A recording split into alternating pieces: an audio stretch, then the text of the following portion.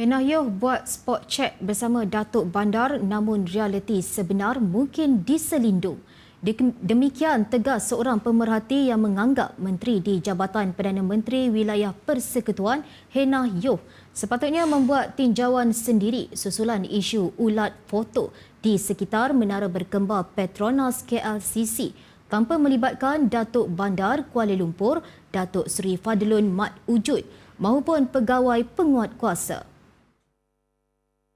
Tegas pemerhati kehadiran Henah dan Fadlun ke KLCC pada Isnin itu membuatkan maklumat tersebar dalam kalangan pegawai Dewan Bandaraya Kuala Lumpur DBKL sekaligus menjadikan tinjauan yang dilihat Henah berbeza dengan realiti sebenar. Tambah pemerhati, pihak terlibat mungkin telah memberitahu juru gambar tanpa lesen ini sebelum ketibaan menteri sekaligus menyebabkan kegiatan tersebut tidak kelihatan semasa spot check dijalankan. Bagaimanapun pemerhati turut memuji tindakan Henah yang turun padang meninjau sendiri kegiatan ulat foto yang sering menjadi isu utama saban hari. Pemerhati menyarankan jika Henah ingin melihat keadaan sebenar, lawatan seumpama itu sepatutnya dilakukan secara mengejut tanpa memaklumkan terlebih dahulu kepada pihak berkaitan atau hebahan di media sosial.